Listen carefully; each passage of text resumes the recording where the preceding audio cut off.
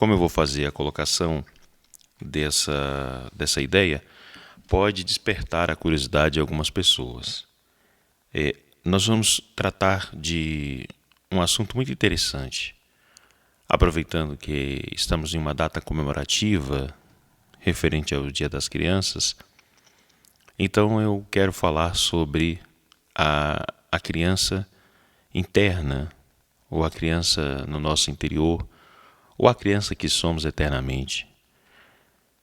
E para falar disso, eu vou usar como elemento guia e reflexivo dessa conversa algo muito interessante ligado à linguagem.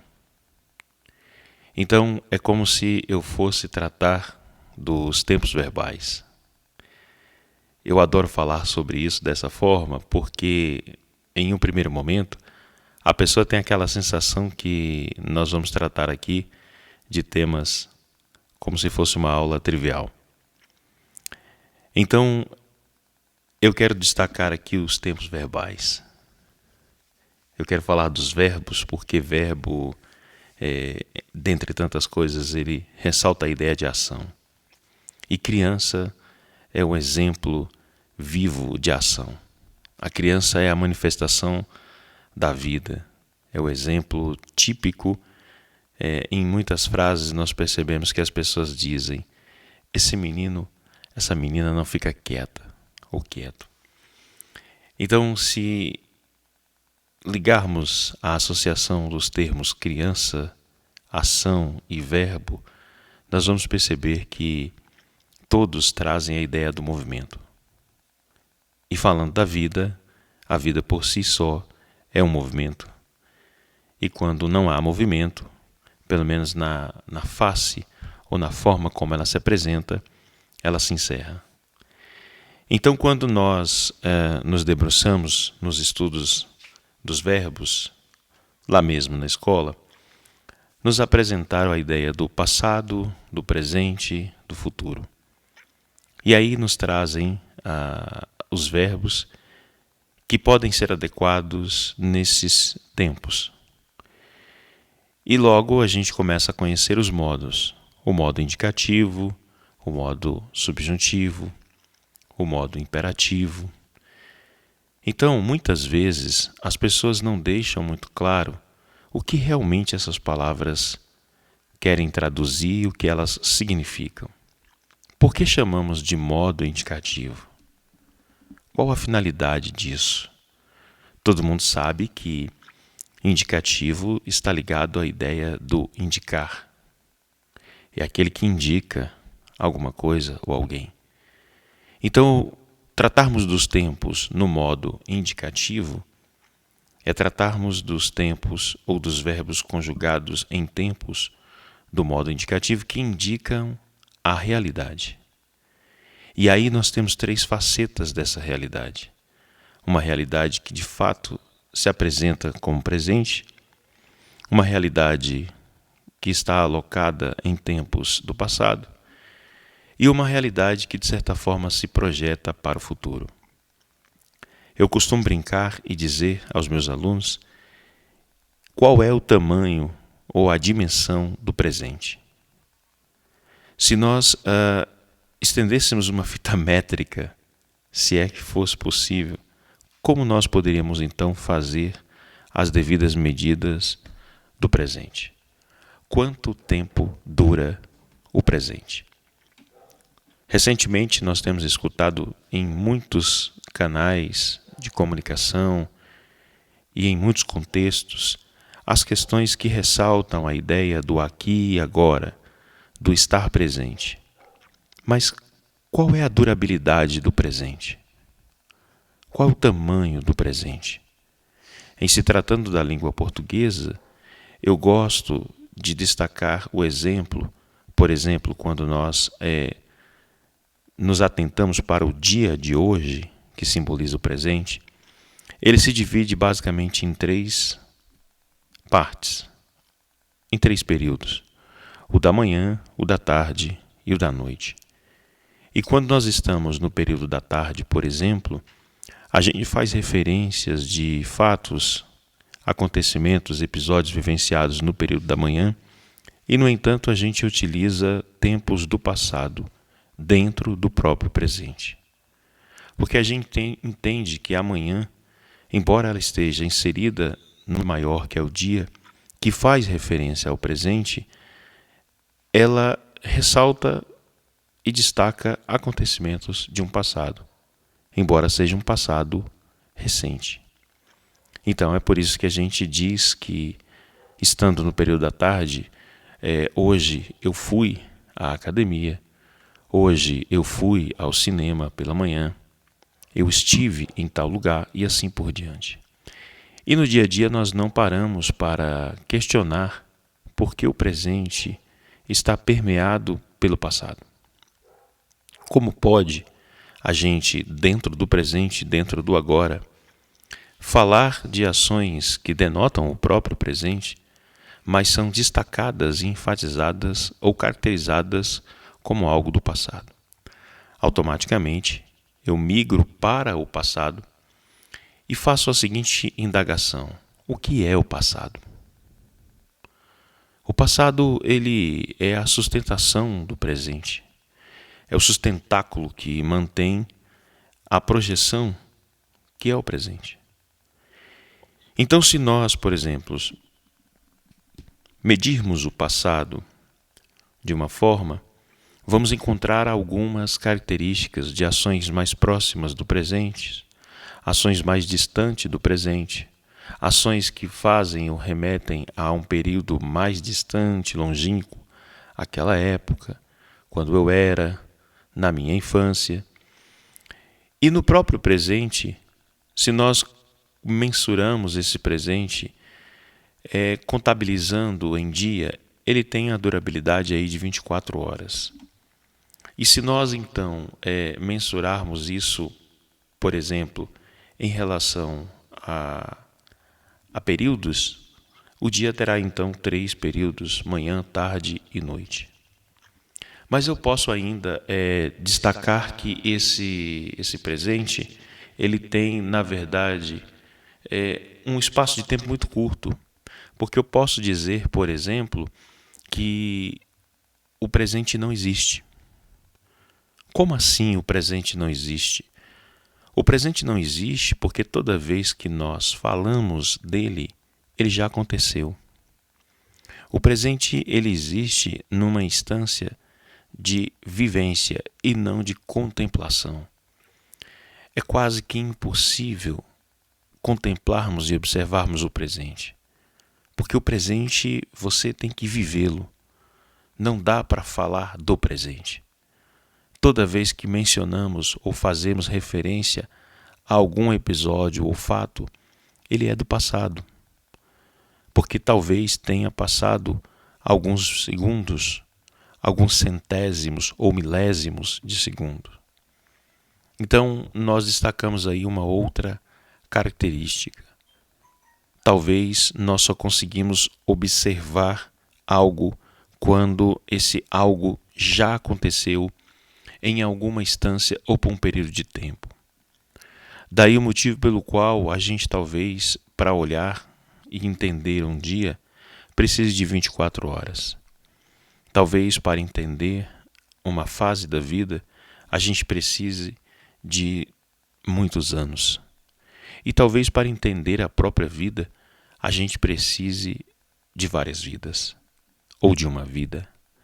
Então, é importante a gente observar que toda vez que eu menciono algo dentro do presente, ele na verdade é do passado. E cabe então ao passado as leituras, as interpretações, as acomodações daquilo que eu pude observar. Sendo assim, alguns, com certeza, vão observar o mesmo episódio registrado no tempo e no espaço de forma diferente. Sendo assim, o ser humano não vai interpretar o presente da mesma forma, porque, na verdade, ele olha para o que já aconteceu, que é um passado, ou um passado muito recente de grande interferência na existência do presente, ou um passado muito distante, longínquo. E a interpretação que ele faz, a acomodação que ele faz desses fatos, a dedução, a racionalização, a interpretação, é que vai então dar um tom diferenciado para o passado, muitas vezes relatado ou manifestado como presente. E é interessante como nós transitamos do passado para o futuro, sem que de repente venhamos perceber o presente. Ficamos talvez o dia inteiro falando de coisas do passado e elucubrando sobre as que vão acontecer amanhã. Essa nossa transição entre o passado e o futuro, dando a importância do presente, talvez seja a razão pelo qual a gente se prenda demasiadamente às ilusões. Porque, como não estamos falando necessariamente do presente, podemos facilmente sermos iludidos ao interpretarmos equivocadamente determinados fatos e observações de um passado e automaticamente projetarmos de maneira muito mais ilusória aquilo que já o interpretamos de maneira fantasiosa. Então é por isso que a ênfase sobre o despertar da consciência para que se possa estar no presente, para estar no aqui, agora, não é necessariamente estar no presente falando. Daí o motivo pelo qual precisamos silenciar a mente. Porque para estarmos no presente, precisamos viver o presente. Ele só pode ser vivenciado. Ele não pode ser pronunciado. Porque toda vez que nós tentamos descrever o presente, já estamos, sem que tenhamos a devida consciência, descrevendo o passado. Ainda que seja um passado entremeado no presente. Bom, isso é só o modo indicativo. Então, esses tempos do passado, do futuro e do presente, do modo indicativo. Se nós saímos, então, do modo indicativo e entramos no modo subjuntivo, nós vamos entender que lá também tem o presente e lá também tem o passado. A diferença do modo indicativo para o modo subjuntivo é que o indicativo ele traz explícita a realidade. Indica a realidade que já passou, a realidade que está projetada. No modo subjuntivo, nós trataremos dos sonhos, dos desejos, das vontades e trataremos inclusive dos desejos ultrapassados, que é o passado do subjuntivo. Por exemplo, o pretérito do subjuntivo, quando a gente diz se eu tivesse, se eu pudesse. Eu costumo dizer que são os verbos manifestos com ideias de destacar as lamentações. Ou que eu queira, que eu compre, que você venha, que você faça. Isso são manifestações de desejos, de vontades, que ainda não estão no presente. Então, para que eu possa trabalhar nos tempos do modo indicativo, eu busco essas aspirações no modo subjuntivo. Eu trabalho essas vontades, esses desejos, esses sonhos lá no modo do subjuntivo para trazê-lo para a realidade. Só que quando eu trago para a realidade, tem algo ainda mais interessante. Eu começo a aplicar naturalmente o imperativo. O imperativo, ele tem uma característica interessante. Não tem ordem na primeira pessoa. O imperativo, ele existe apenas para a segunda pessoa. Essa segunda pessoa vai se desdobrar no formal ou no informal. Essa segunda pessoa se desdobrará ainda no singular ou no plural. Fato é que o imperativo existe sempre no sentido da primeira pessoa deliberando ordem para a segunda. Então, nessa transição do modo subjuntivo, das vontades, dos desejos, para o indicativo, surge o imperativo. Onde é que entra a criança nessa história? Na verdade, o ser humano está dentro disso. O ser humano é isso. Nós, por exemplo, buscamos os nossos sonhos, as nossas vontades, e para trazê-los para a realidade, seja do aqui, ou a realidade passada, ou a realidade programada, que é o futuro, nós delegamos isso a uma segunda pessoa. Então, isso é a manifestação da nossa língua, que possivelmente é o reflexo da nossa cultura e que define muito o que nós somos, o que nós pensamos e o que nós sentimos. Diante disso, a gente pode, inclusive, interpretar a relação que nós temos com o divino, a forma como nós nos colocamos para um relacionamento com o sagrado. Nós vamos aos mundos da imaginação, da vontade, do desejo e delegamos e ordenamos ao divino, ao sagrado, que nos atenda nesses desejos. Muitas das orações, das rezas, das súplicas, em meio à proliferação dessas palavras, encontra-se explicitamente a manifestação do imperativo. Então nós temos uma relação, primeiro conosco e depois para com o divino, seguindo exatamente essa linha de raciocínio. Para que eu tenha algo dentro da minha realidade, eu vou ao mundo do subjuntivo, dos sonhos, trago de lá os desejos, as aspirações, as vontades, e ao invés de trabalhar a realização, que seria o presente, eu delego isso a uma segunda pessoa, que é onde surgem então as expressões no imperativo. E é interessante que a ordem ela acontece também de uma forma muito interessante. Nem sempre a ordem se manifesta de maneira explícita com tom como nós conhecemos. O pedido, por exemplo, ele é um tanto quanto disfarçado.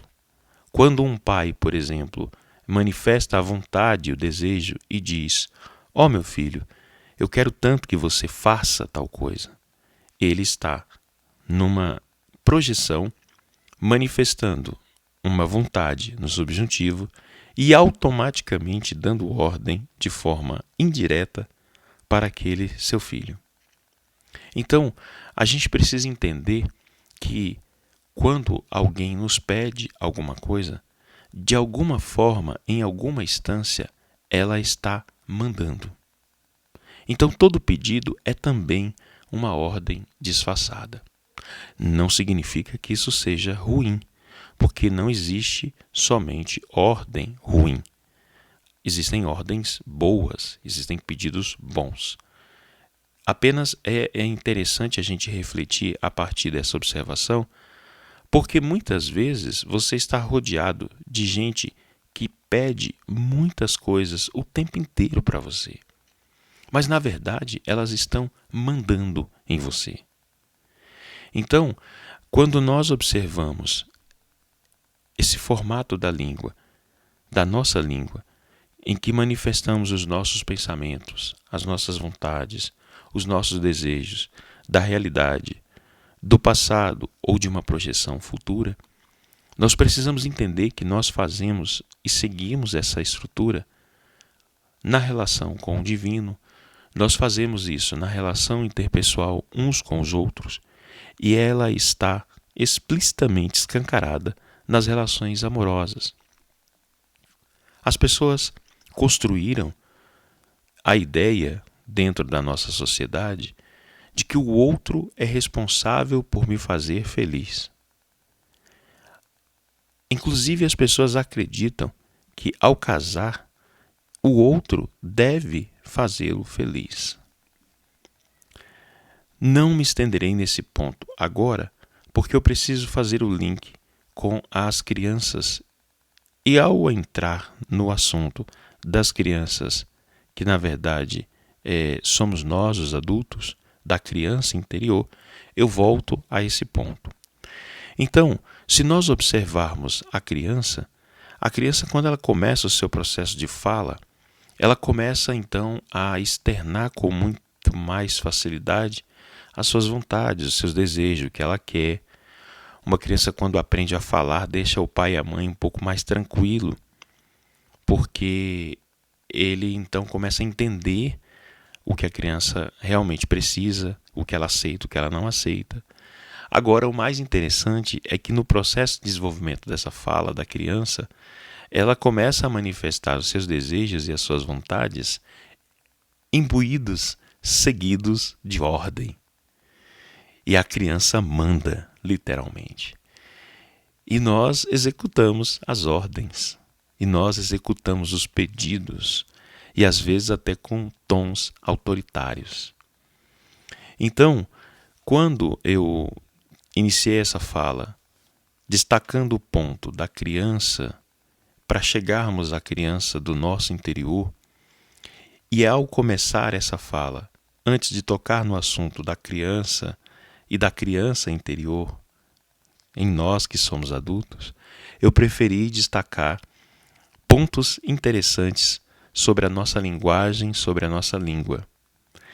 E comecei exatamente falando sobre os verbos, sobre os tempos verbais, como esses tempos verbais estão adequados dentro de modos e como esses modos se intercomunicam e se intercalam para que a gente possa, então, fazer-se entendido ou entender o outro.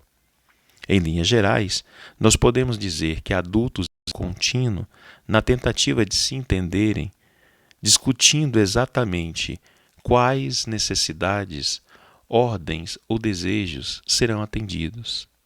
A nossa relação paterna, a nossa relação materna, a nossa relação espiritual, a nossa relação amorosa, a nossa relação com o outro e conosco mesmo, está inteiramente permeada por toda essa estrutura onde os nossos pensamentos se organizam e as nossas expressões se manifestam dentro dessa linha de raciocínio que eu estou colocando para vocês.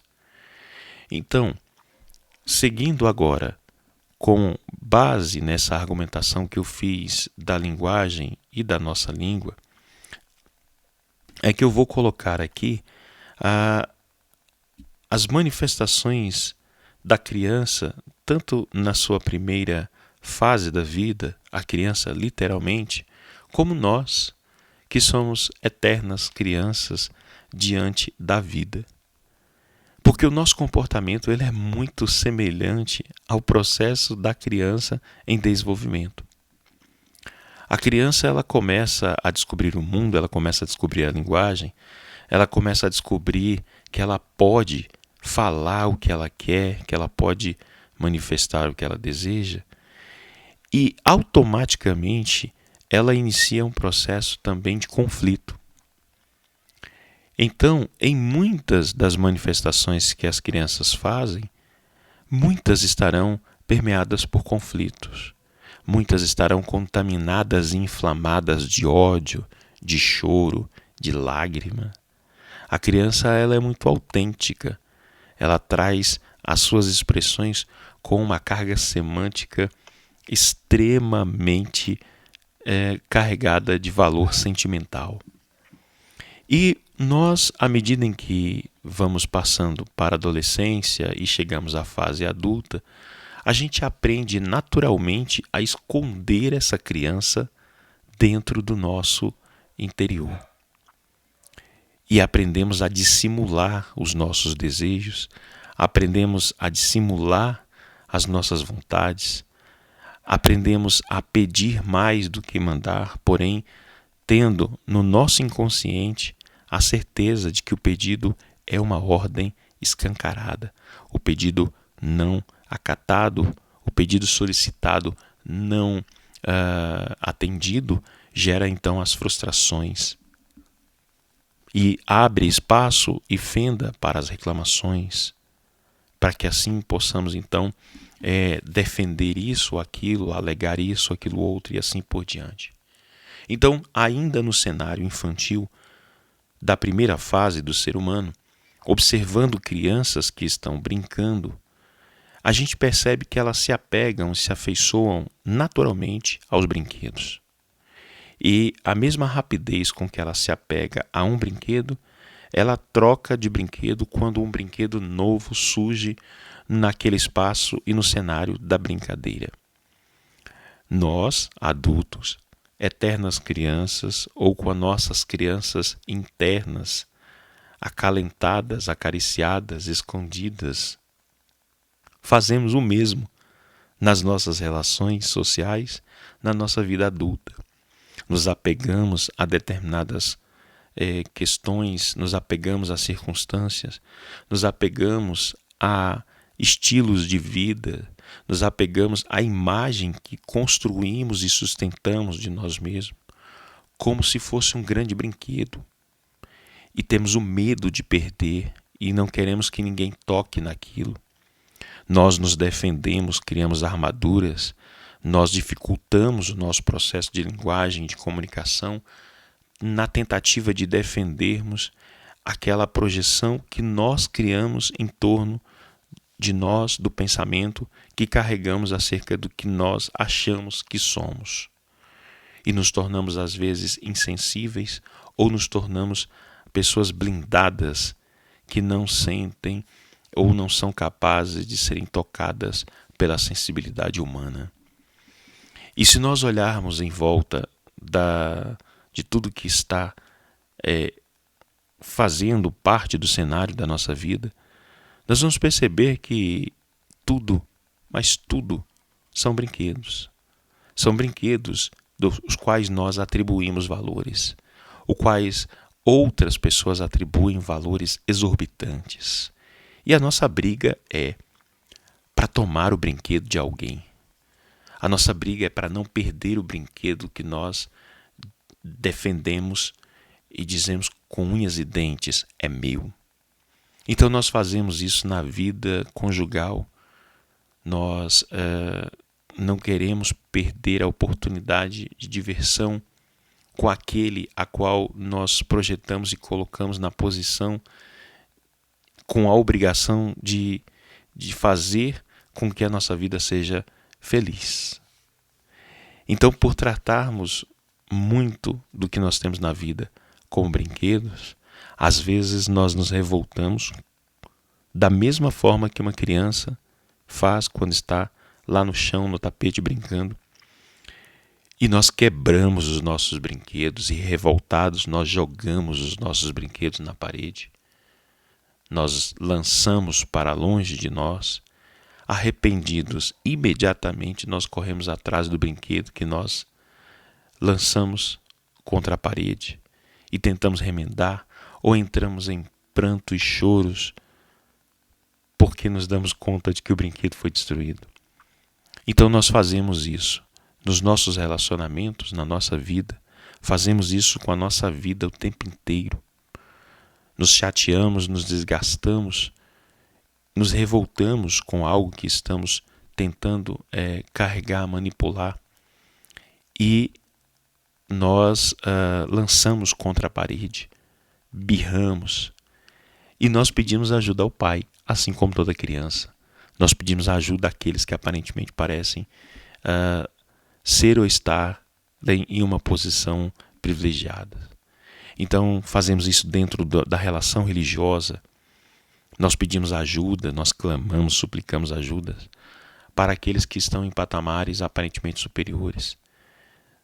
Se estamos numa religião de origem afrodescendente, nos confundimos na maioria das vezes com a manifestação dos guias espirituais, dos espíritos que assim se manifestam dentro dessa crença, e pedimos, imploramos e brigamos e exigimos, nos comportamos como crianças rebeldes, chorosas, manhosas, se rebelando contra a própria vida.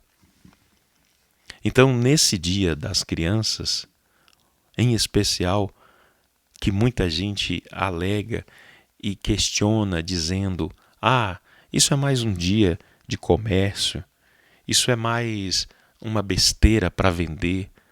Pode até ser, porque quase tudo que nós fazemos nesse mundo realmente fazem parte da grande brincadeira ou dos brinquedos que nós inventamos. Mas o mais importante é aproveitarmos o ensejo dessa ocasião para trazermos a reflexão dessa nossa criança íntima, dessa que não amadurece, que insiste em não crescer, dessa que insiste em não aprender, em não aceitar a vida de uma forma diferente, porque nos acostumamos com a brincadeira que está intimamente ligada à ideia da satisfação. Então nós não queremos mudar nada na nossa vida que mexa com aquilo que nos coloca na zona de conforto. E inclusive estamos trabalhando e batalhando muito na vida, em todos os campos, materiais, físicos, espirituais, mentais, cognitivos, para que a gente possa estender essa rede, ou para que a gente possa se estender nesse tapete das satisfações, dos prazeres. Acho que a nossa sociedade, em sua história de existência, nunca buscou tanto o prazer como tem feito nesses últimos anos.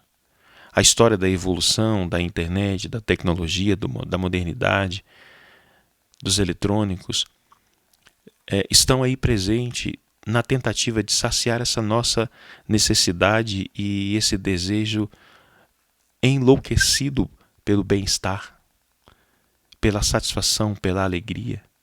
Não queremos em hipótese alguma a tristeza, não queremos as lágrimas, embora elas se manifestem e existem.